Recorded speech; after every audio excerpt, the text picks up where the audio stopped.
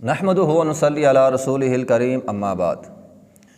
عن عائشہ رضی اللہ تعالی عنہا قالت قال رسول اللہ صلی اللہ علیہ وسلم، حضرت عائشہ رضی اللہ تعالی عنہا فرماتی ہیں رسول اللہ صلی اللہ علیہ وسلم نے فرمایا یغزو جیش الکعبہ، کہ نبی علیہ السلام نے فرمایا ایک لشکر جو ہے وہ مدینے کے اوپر بیت اللہ کے اوپر، کعبہ بیت اللہ کے اوپر چڑھائی کرے گا، یعنی لشکر کشی کرنا، حملہ کرنے کی کوشش کرے گا۔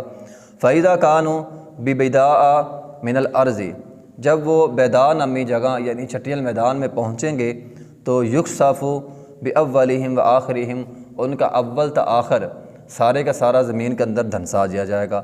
قالت قلت یا رسول اللہ، حضرت عائشہ فرماتی ہے میں نے کہا اللہ کے رسول کیف یُخْسَفُ بِأَوَّلِهِمْ وَآخِرِهِمْ، کیسے ان کا اول تا آخر سارا زمین میں دھنسا دیا جائے گا؟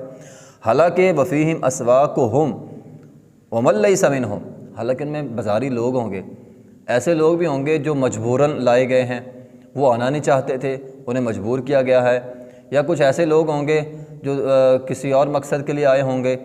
تو بہرحال وہ بازاری لوگ ہیں، عام لوگ ہیں، سادے لوگ ہیں، جنگجو نہیں ہیں، انہیں تو زبردستی لایا گیا ہے۔ تو اے اللہ کے رسول کیا وہ بھی اس عذاب کے اندر مبتلا ہو جائیں گے کہ زمین میں دھنسا دیے جائیں گے؟ نبی علیہ السلام نے فرمایا یُخْسَفُ بِأَوَّلِهِمْ وَآخِرِهِمْ، ہاں وہ بھی دھنسا دیے جائیں گے، ہاں ثُمَّ يُبْعَثُونَ عَلَى نِجَّاتِهِمْ، ہاں کل قیامت کے دن وہ اپنی نیتوں پر اٹھائے جائیں گے۔ یعنی کیا مطلب؟ اب عذاب میں وہ لوگ شریک ہوں گے جو عام لوگ ہیں، سادے تھے، جنگجو تھے، مجبور کر کے لائے گئے تھے، عذاب ان پر بھی آئے گا۔ ہاں کل قیامت کے دن اگر ان کی نیت اچھی ہوئی، یعنی نیت وہ ساتھ جانے کی نہیں تھی، مجبور تھے وہ لوگ، تو اللہ تعالیٰ ان کو کل قیامت کے عذابات سے جو ہے وہ بچا لے گا۔ تو اس حدیث سے ایک تو ہمیں یہی پتہ چلا کہ انسان کی اگر نیت اچھی ہو، بظاہر وہ برائی کے ساتھ ہے، لیکن اگر اس کی نیت نہیں تھی، وہ مجبور ہے، مجبوراً اسے لایا گیا ہے، تو کل قیامت کے دن اللہ تعالیٰ نیت کے مطابق جو ہے وہ فیصلہ فرمائے گا۔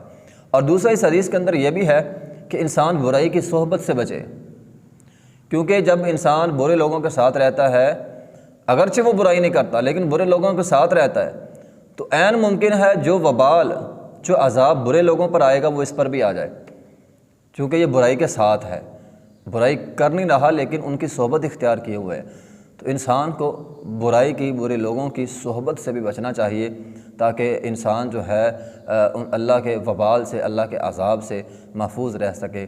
وآخر دعوانا الحمد للہ رب العالمین۔